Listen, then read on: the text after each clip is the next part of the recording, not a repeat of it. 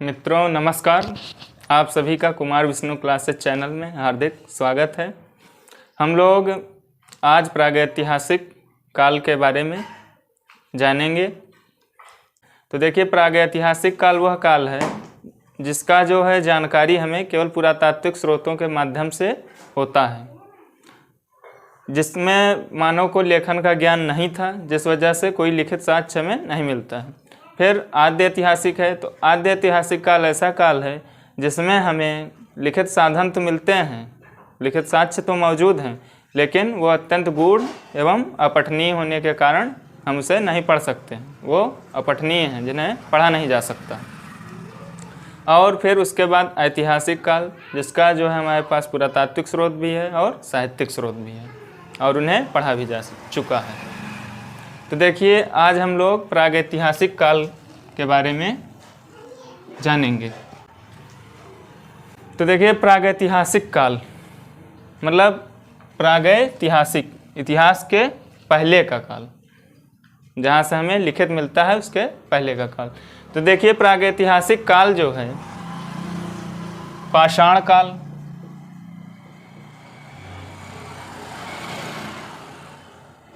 प्रस्तर काल, प्रस्तर का मतलब पत्थर, पत्थरों का काल, पाषाण मतलब पत्थर।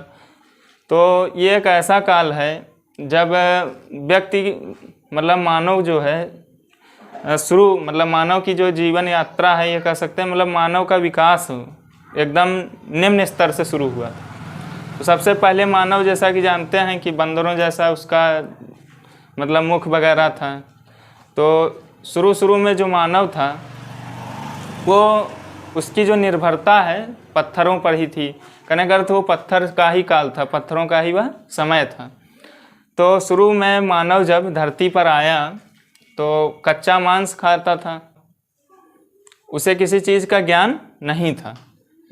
तो देखिए, पाषाण काल जो है हमारा, इसको हम लोगों ने जो है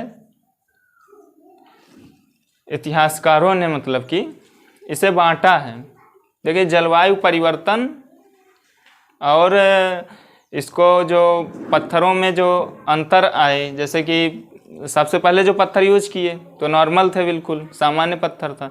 जब उन्हें तराशा गया और अच्छे से अच्छे मतलब उपकरण पत्थरों से बनाए गए, तो जैसे जैसे हमारा जो समय है उसको बांटा गया।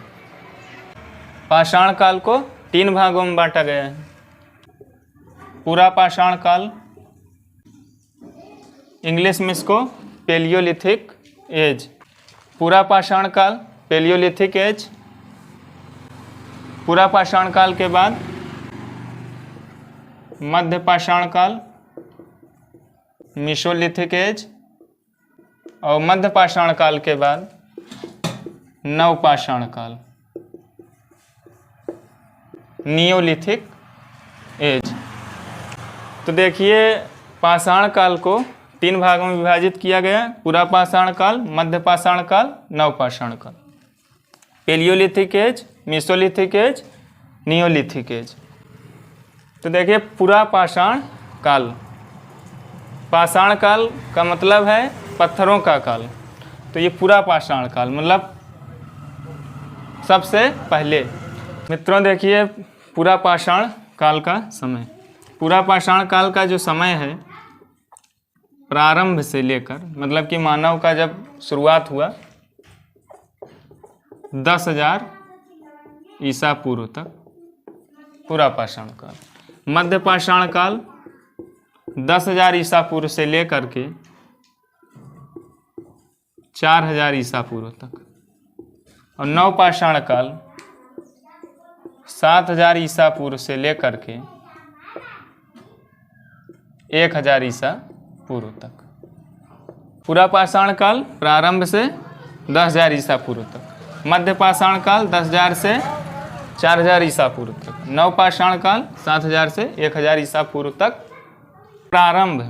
मतलब देखिए, कहीं पे इसका फिक्स डेट नहीं मिलता है, एक जैसे कि अनुमानित मान लिया जाता है, जो कि मतलब अनुमानित माना है जो विद्वानों ने, उसके आधार पर इसका एकदम फिक्स आपको नहीं मिलेगा। कहीं पे ये 25 लाख ईसा पूर्व, कहीं 20 लाख ईसा पूर्व, कहीं 5 लाख ईसा पूर्व। हालांकि मतलब 5 लाख ईसा पूर्व से हम मान सकते हैं 5 लाख ईसा पूर्व। देखिए पूरा पाषाण काल में जो मानव था वो आखेटक था, शिकार करता था और खाद्य संग्राहक था, मतलब भोजन को इकट्ठा करता था। और आग की जो खोज है हो गई थी पूरा पाषाण काल में, परंतु उसका उपयोग जो है मनुष्य नहीं किया है पूरा पाषाण काल में। वो मध्य पाषाण काल में आग की मतलब उपयोग होने लगा है। देखिए पूरा पाषाण काल को 3 भागों में बांटा गया है। पहला पूर्व पूरा पाषाण काल, पहला पूर्व पूरा पाषाण काल, दूसरा मध्य पूरा पाषाण काल, तीसरा है उच्च पूरा पाषाण काल। पूर्व पूरा पाषाण काल को ही निम्न पूरा पाषाण काल भी बोलते हैं। तो देखिए पूरा पाषाण काल को 3 भागों में विभाजित किया गया, पूर्व पूरा पाषाण काल, मध्य पूरा पाषाण काल, उच्च पूरा पाषाण काल। देखिए पूर्व पूरा पाषाण काल की अगर अवधि की बात करें, पूर्व पूरा पाषाण काल का जो समयावधि है ये 5 लाख ईसा पूर्व से 50,000 ईसा पूर्व तक पूरा पाषाण काल का समयावधि 5 लाख ईसा पूर्व से 50,000 ईसा पूर्व। मध्य पूरा पाषाण काल का 50,000 ईसा पूर्व से लेकर के 40,000। और उच्च पूरा पाषाण काल का, तो उच्च पूरा पाषाण काल 40,000 से 10,000 ईसा पूर्व तक BC। देखिए मित्रों, हम लोग पाषाण काल को 3 भागों में बांटे थे, उसके बारे में जाने। पूरा पाषाण काल, मध्य पाषाण काल, नव पाषाण काल। तो पूरा पाषाण काल को जो 3 भागों में बांटा गया, उसमें जो पहला है पूर्व पूरा पाषाण काल, ये 5 लाख ईसा पूर्व से 50,000 ईसा पूर्व तक इसका समयावधि है। तो देखिए पूर्व पाषाण काल को निम्न पूरा पाषाण काल कहते हैं। मानव देखिए पूरे जो पाषाण काल है उसमें जो है खाद्य संग्राहक और आखेटक ही था। तो मानव जो है शिकारी एवं खाद्य संग्राहक, मतलब कि आखेटक और भोजन इकट्ठा करता था। मानव मुख्यतः जो है देखिए क्वार्टजाइट, मतलब कि स्फटिक पत्थर के क्रोड उपकरणों का प्रयोग करता था। तो देखिए इसके बारे में समझते हैं। तो ये जो स्फटिक पत्थर का, जो स्फटिक पत्थर होता है, ये नदी के किनारे मिलता था। तो नदी के किनारे जब मिलेगा तो मनुष्य जो है वो नदी के किनारे रहेगा। तो देखिए नदी के किनारे रहने से 2 फायदे, एक तो उन्हें पत्थर मिल रहे हैं, इन्हीं पत्थरों से वो उपकरण बना रहे हैं, और दूसरा नदी के किनारे जैसे कोई पशु आया पानी वगैरह पीने तो शिकार भी कर लेंगे। तो नदी घाटी के किनारे रहता था। तो क्वार्टजाइट पत्थर जो है, स्फटिक पत्थर, ये नदी के किनारे मिलता है, तो उसके क्रोड उपकरणों का प्रयोग करता था। तो देखिए क्रोड उपकरण क्या है, जैसे ये पत्थर है तो इसको इतना काट दिए, तो ये जो पत्थर है इसमें इसकी सल्क उतार दिया गया, मतलब कि कुछ पार्ट, तो इसको फलक बोलते हैं। और ये जो बचा ये क्रोड है। तो क्रोड उपकरणों का ये प्रयोग करता था, पत्थरों के। प्रमुख प्रस्तर उपकरण, तो देखिए जो उस समय के उपकरण थे, प्रमुख प्रस्तर उपकरण जिनका वह मानव प्रयोग करता था। प्रमुख प्रस्तर उपकरण मतलब प्रस्तर मतलब पत्थर, प्रमुख पत्थर के उपकरण जिनका मानव उस समय प्रयोग करता था। तो ये पेबल, तो ये पेबल जो है देखिए जो नदी में जो पत्थर होते हैं, तो पत्थर नदी के पानी के बहाव के कारण जो है उनका आकार जो है गोल मटोल हो जाता है। मतलब जैसे कि अगर हम लोग देखें तो लाया करते हैं नदी से पत्थर और उनकी पूजा करते हैं शिव जी मान करके, तो वही पत्थर कह सकते हैं, वही पत्थर। तो इनके आकार गोल मटोल होते थे। देखिए गोल मटोल पत्थर है, पेबल आकार का। और चापर क्या है, तो देखिए चापर में क्या होता था, एक सिरा जो है एक तरफ जो है, जैसे कि एक साइड जो है काट दिया जाता था, इसका सल्क उतार दिया जाता था ऊपर का पार्ट। तो जिसको उतार देते थे तो एक साइड मतलब ये इस तरह बन जाता था, इस टाइप से बन जाएगा। एक तरफ काट दिए तो एक तरफ ये धारदार हो गया। तो अगर एक तरफ धारदार है तो चापर, और इसमें चापिंग में क्या है, देखिए दोनों तरफ धारदार है, इधर भी काट दिए इधर भी काट दिए। तो ये इसकी आकृति जो है लगभग इस प्रकार की हो जाएगी। तो ये जो है चापिंग है। तो प्रमुख उपकरणों में पेबल, चापर, चापिंग। और देखिए हैंड एक्स। हैंड एक्स का मतलब हस्तकुठार। हस्तकुठार मतलब हथौड़ा होता है। तो आज वाला हथौड़े नहीं, पहले जो मतलब मानव जो हथौड़ा का उपयोग करता था वो इस तरह का होता था, मतलब इसके दोनों सिराओं पे जो है धारदार होता था, आगे भी नुकीला है। ये जो है सबसे प्राचीनतम उपकरण है, जो ये सबसे प्राचीनतम उपकरण है। जो पूरा पाषाण काल का सबसे प्राचीनतम उपकरण हैंड एक्स ही है। क्लीवर। क्लीवर जो है ये यू वी आकार का होता था। अब हम लोग ये जान लें कि ये जितने हमें उपकरण जो मिले हैं, जो भी पत्थर के उपकरण हैं, ये सब हमें मिले कहाँ से हैं, इनके साक्ष्य। तो देखिए कश्मीर, केरल तथा गंगा यमुना व सिंध के कछारी मैदानों को छोड़कर, इतने एरिया को छोड़कर बाकी जो है लगभग संपूर्ण भारत से पूरा पाषाणकालीन उपकरण प्राप्त हुए। कश्मीर, केरल तथा गंगा यमुना व सिंध के कछारी मैदानों को छोड़कर पूरा पाषाणकालीन उपकरण लगभग संपूर्ण भारत से प्राप्त होते हैं। इनका जो विभाजन है वो पत्थरों एवं मौसम का परिवर्तन, जो जलवायु परिवर्तन था उसके आधार पर किया गया है। तो उस समय हिमयुग चल रहा था। तो देखिए कश्मीर, केरल, कश्मीर में क्या है मतलब बहुत ठंडी थी, मानव के रहने योग्य नहीं था। और ठंड में पत्थर क्या होते हैं वो मतलब कि भंगुर टाइप के होते हैं, ठंडे प्रदेशों में टूट जाते हैं जल्दी। और केरल में उस समय बहुत घना जंगल था। तो इन सभी जगहों को छोड़ करके संपूर्ण भारत से लगभग प्राप्त होते हैं। कहाँ से प्राप्त होते हैं तो देखते हैं। तो सोहन नदी घाटी, ये अब वर्तमान समय में तो ये पाकिस्तान में है। नर्मदा व सोन नदी घाटी मध्य प्रदेश में। लूनी व चंबल नदी घाटी राजस्थान। लूनी व चंबल नदी घाटी राजस्थान। गोदावरी व प्रवरा नदी घाटी महाराष्ट्र, MH मतलब महाराष्ट्र। सिंगरौली व बेलन नदी घाटी उत्तर प्रदेश। तो इन सभी जगहों से जो है हमें पूरा पाषाणकालीन उपकरण प्राप्त होते हैं। मित्रों, ये जो पूरा पाषाण काल है इसको पत्थरों के उपकरणों के आधार पर 2 भागों में बांटा गया है। चापर चापिंग पेबुल संस्कृति और हैंड एक्स संस्कृति। तो देखिए जो उपकरण थे उन्हीं का आधार पे है। तो हमारा जो चापर चापिंग पेबुल संस्कृति यह है क्या, तो ये पाक मतलब पाकिस्तान के पंजाब प्रांत में सोहन नदी घाटी के क्षेत्र में, पाकिस्तान के पंजाब प्रांत में सोहन नदी घाटी के क्षेत्र में मतलब ये संस्कृति है।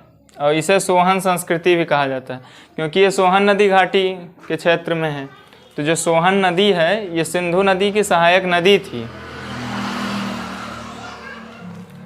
और DN वाडिया महोदय जो हैं उन्होंने 1928 ईस्वी में इस क्षेत्र से उपकरण ये प्राप्त किए थे। तो इसीलिए इनको सोहन नदी घाटी का पितामह भी कहते हैं, DN वाडिया। दूसरा हमारा है हैंड एक्स संस्कृति।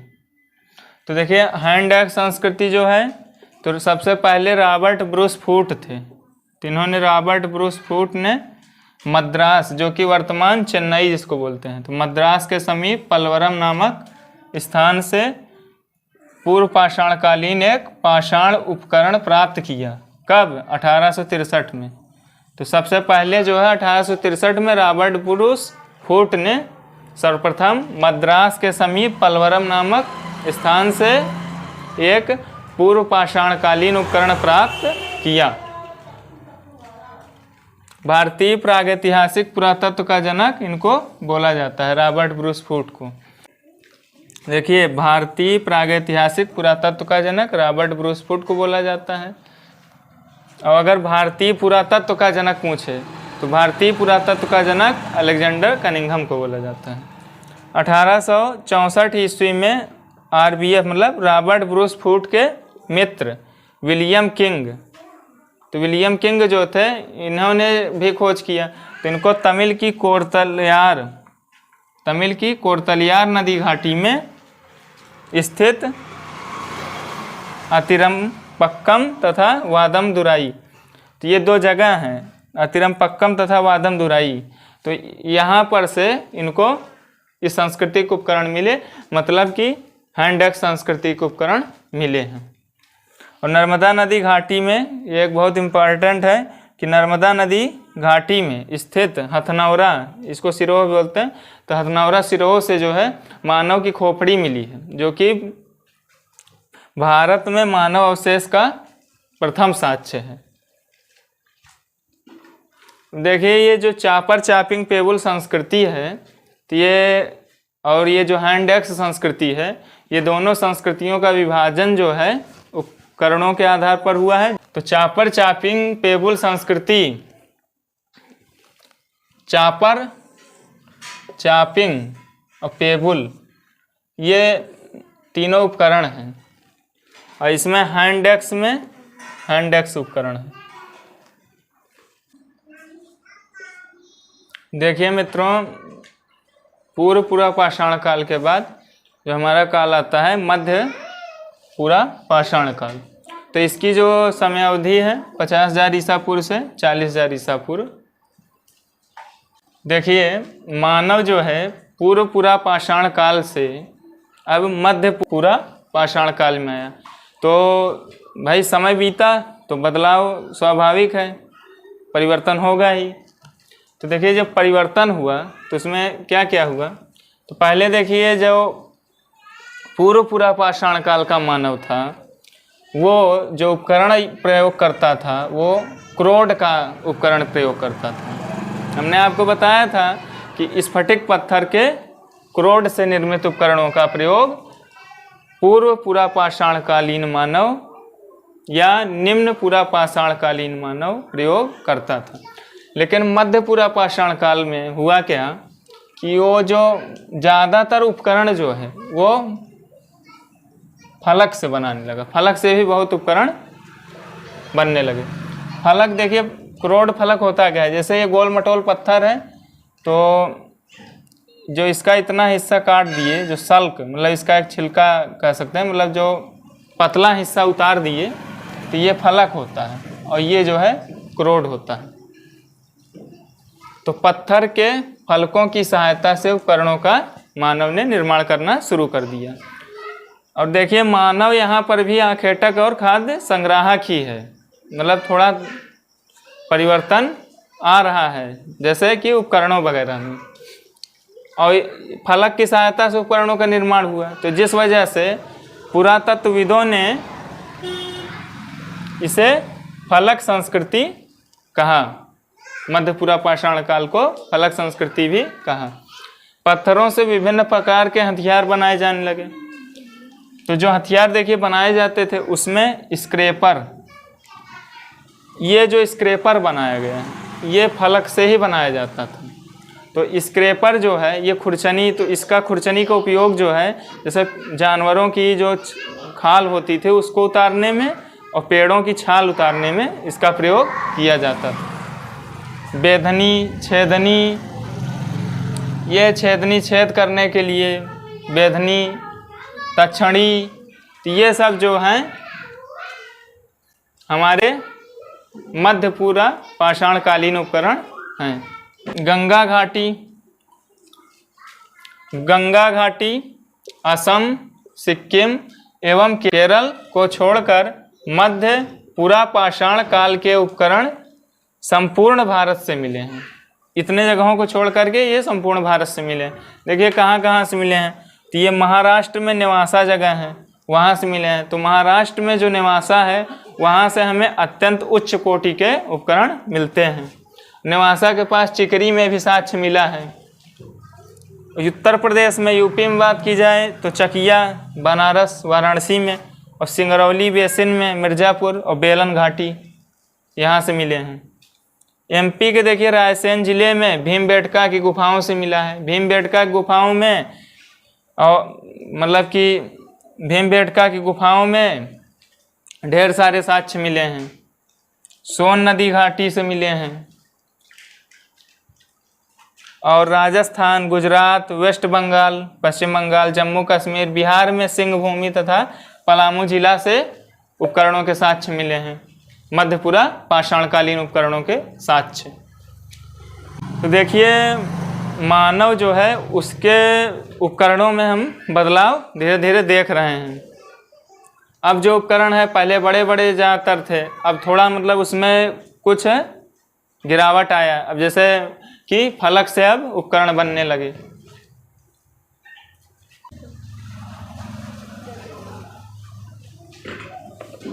उच्चपुरा पाषाण काल। तो देखिए मित्रों, अब हम लोग उच्चपुरा पाषाण काल की बात करेंगे। तो ये देखिए 40,000 ईसा पूर्व से लेकर 10,000 ईसा पूर्व तक है। देखिए मानव जो है अब और जो है विकास कर रहा है और आगे बढ़ता जा रहा है। देखिए क्या अब हुआ, तो देखिए जो हमारा आधुनिक मानव है, मतलब कि हम लोग जो हैं होमोसेपियंस है, मतलब हम लोग, तो जो आधुनिक मानव होमोसेपियंस है उसका उदय जो है इसी काल में हुआ। मतलब उच्चपुरा पाषाण काल में आधुनिक मानव होमोसेपियंस का उदय हुआ। अब मानव जो है शैलाश्रयों, शैलाश्रयों का मतलब होता है गुफा। शैल आश्रय, शैल माने पत्थर, आश्रय माने घर, पत्थर का घर मतलब गुफा। तो शैलाश्रयों, गुफाओं मतलब उसमें रहने लगा और चित्रकारी करने लगा। देखिए मानव के अंदर कुछ नया हुआ ना। अभी तक क्या था मानव, भाई खा रहा था और आखेटक था और खाद्य संग्राहक था। लेकिन अब मानव के अंदर कुछ मतलब बुद्धि का विकास हुआ, तो जिससे वो चित्रकारी करने लगा। उपकरणों में भी देखिए कितना मतलब अंतर आ गया। चाकू का यूज करने लगा। तक्षणी, स्क्रेपर जो कि अभी बताए थे, खुरचनी जिसको कहते हैं, बेधक, ये सभी उपकरण हैं इस काल के। और देखिए ये फ्लिंट पत्थर का उपयोग करने लगा।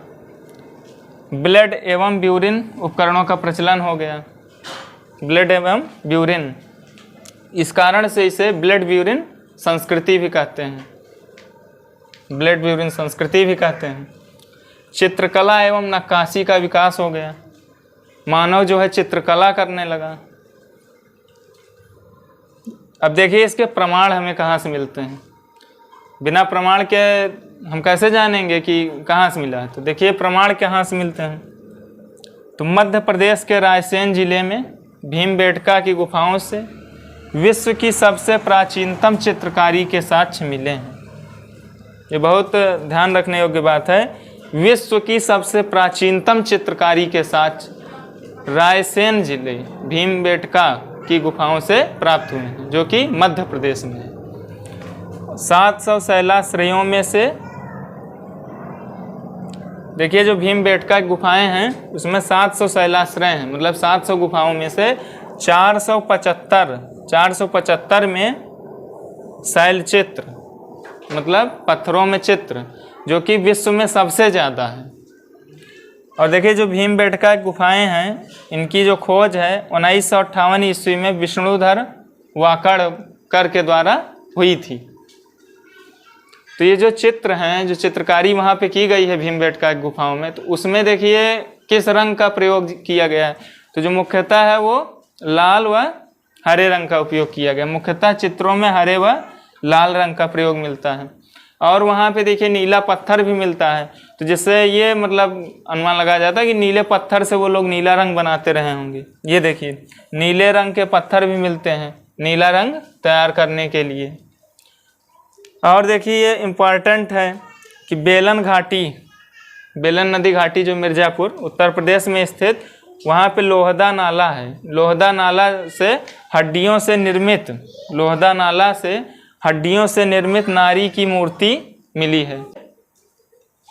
हमें हड्डियों से निर्मित नारी की मूर्ति मिली है। तो ये जो मूर्ति मिली है इसको कौशाम्बी संग्रहालय में रखा गया है। तो ये जो मूर्ति है ये कौशाम्बी संग्रहालय में सुरक्षित है। और देखिए झारखंड, मध्य प्रदेश से मिला और महाराष्ट्र महाराष्ट्र, बिहार के पठारी भाग से भी इस काल के उपकरण प्राप्त हुए हैं। पाषाण काल को 3 भागों में बांटा गया। पहला पूरा पाषाण काल, मध्य पाषाण काल और नव पाषाण काल, ये 3 हैं। तो जो पूरा पाषाण काल था उसमें भी, पूरा पाषाण काल जो है बहुत एक लंबा पीरियड है, लंबा समय काल, तो उसको हमने 3 भागों में बांटा। तो उनको 3 भागों में बांटा। तो पहला निम्न पूरा पाषाण काल, ठीक, दूसरा मध्य पूरा पाषाण काल, तीसरा उच्च पूरा पाषाण काल। तो देखिए, तो जो निम्न पूरा पाषाण काल था मतलब उसमें मानव क्या था, मानव केवल उपकरणों का यूज करता था। तो वो भी उपकरण जो थे उतने अच्छे नहीं थे, मतलब शुरुआती दौर था।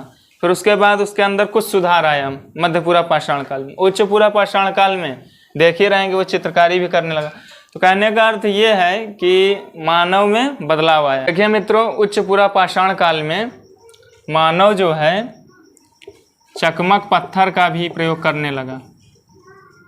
चकमक पत्थर का प्रयोग, तो देखिए चकमक पत्थर प्रयोग क्या होता है। तो चकमक पत्थर जो है, ये चकमक पत्थर खुरदुरा होता है और इसको जब मतलब कि टकराएंगे आपस में तो इसमें से जो है मतलब घिसने से आग उत्पन्न होती है। तो मानव को आग का, इससे ये जानकारी मिलती है कि मानव को जो है आग का पता चल गया था। हालांकि वो आग का अभी जो है प्रयोग नहीं किया था। आग का प्रयोग मध्य पाषाण काल में शुरू हो गया था। चकमक पत्थर का प्रयोग मिलता है।